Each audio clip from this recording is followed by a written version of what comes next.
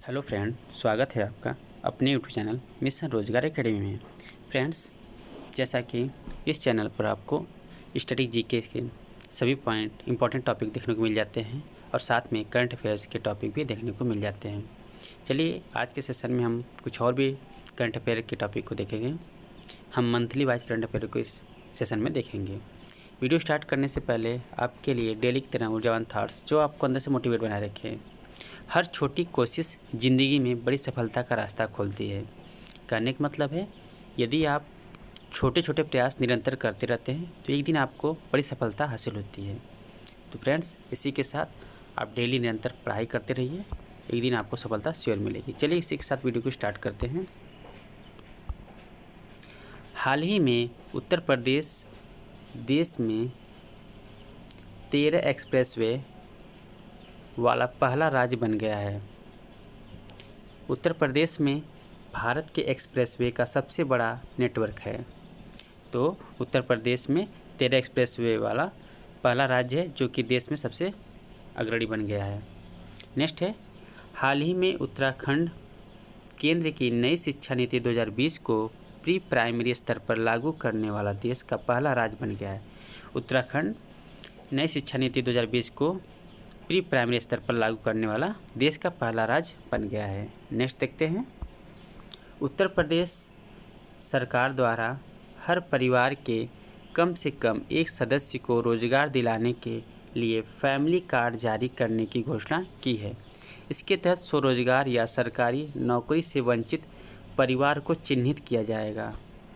Next है, हिमाचल प्रदेश सरकार ने single use plastic buy back योजना की शुरुआत की है, जिसके तहत सरकार स्कूल व कॉलेजों के छात्रों से सिंगल यूज प्लास्टिक के आइटम खरीदेगी।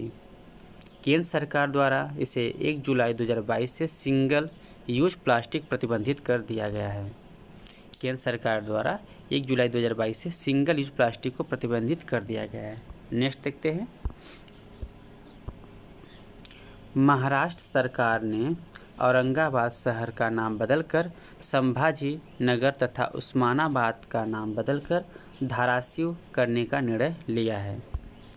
हाल ही में उद्योग और आंतरिक व्यापार संवर्धन विभाग DPIIT द्वारा जारी ईज ऑफ डूइंग बिजनेस सूचकांक में आंध्र प्रदेश, गुजरात और तेलंगाना शीर्ष 3 राज्य हैं।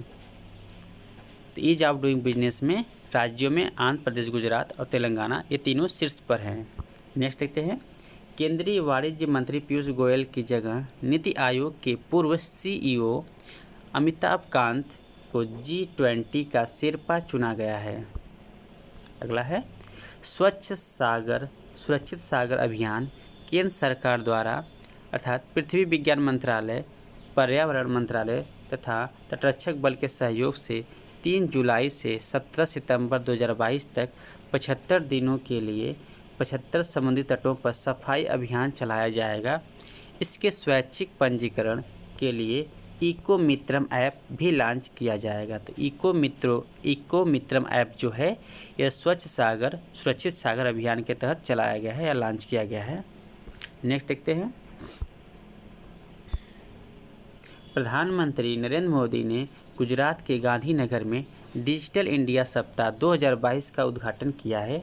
इस दौरान उन्होंने डिजिटल इंडिया भाषणी लॉन्च की, जो स्थानीय भाषाओं में डिजिटल सेवाओं तक पहुंच बढ़ाएगा। अगला है, भारतीय राष्ट्रीय राजमार्ग प्राधिकरण ने महाराष्ट्र के नागपुर में सबसे लंबा डबल डेकर फ्लाईओवर का निर्माण कर विश्व रिकॉर्ड बनाया है, जिसकी लंबाई 3.14 किलोमीटर है।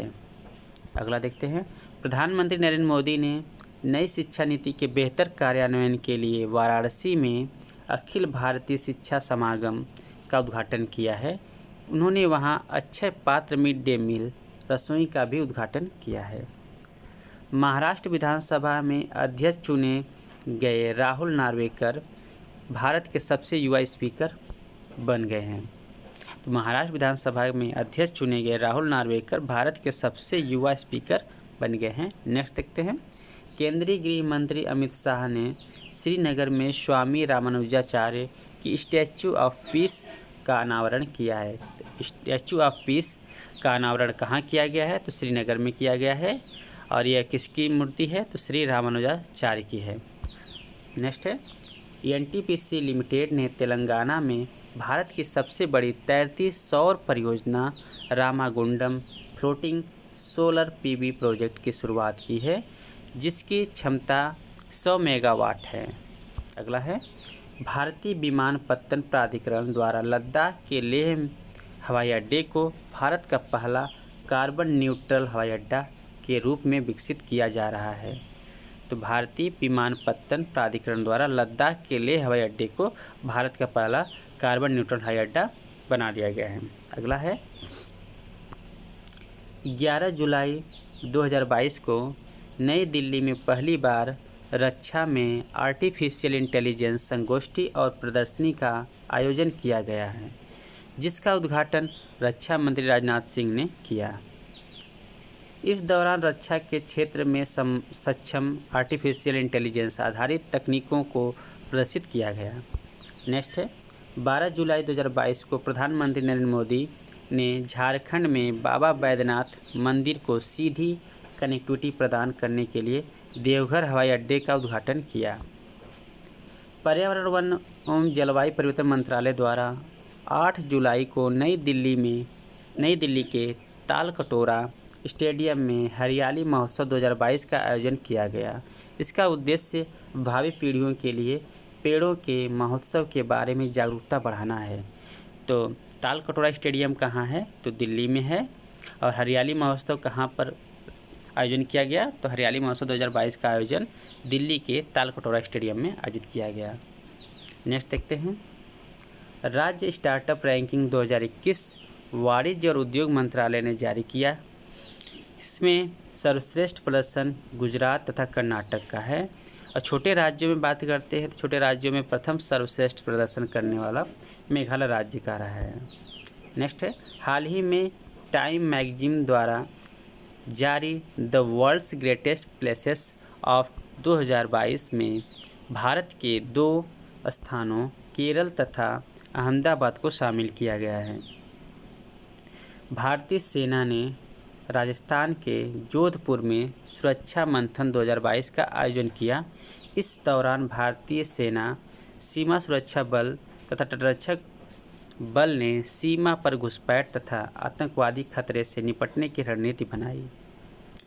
नेक्स्ट है, त्रिपुरा सरकार द्वारा अर्णविद्द लर्न योजना चलाई गई। इसका उद्देश्य कोविड-19 के दौरान स्कूल छोड़ चुके विद्यार्थियों को स्कूल में वापस लाना है। तो अर्न विद लर्न योजना किसके द्वारा चलाई गई? तो त्रिपुरा सरकार द्वारा चलाई गई। इसका उद्देश्य है कोविड-19 के दौरान जो बच्चे स्कूल छोड़ चुके हैं उन बच्चों को स्कूल में वापस लाना इसका उद्देश्य है। नेक्स्ट है, उत्तराखंड के पहाड़ी क्षेत्रों में वर्षा आधारित खेती को बढ़ावा देने के लिए विश्व बैंक ने 1000 करोड़ के रेन फार्मिंग प्रोजेक्ट को मंजूरी दी है। तो उत्तराखंड के पहाड़ी क्षेत्रों में वर्षा आधारित खेती को बढ़ावा देने के लिए विश्व बैंक ने 1000 करोड़ की रेन फार्मिंग प्रोजेक्ट की मंजूरी दी गई। तो रेन फार्मिंग प्रोजेक्ट की मंजूरी कहाँ दी गई है? तो उत्तराखंड सरकार द्वारा दी गई है। तो फ्रेंड्स, ये रहे कुछ इम्पोर्टेंट मंथली करंट अफेयर।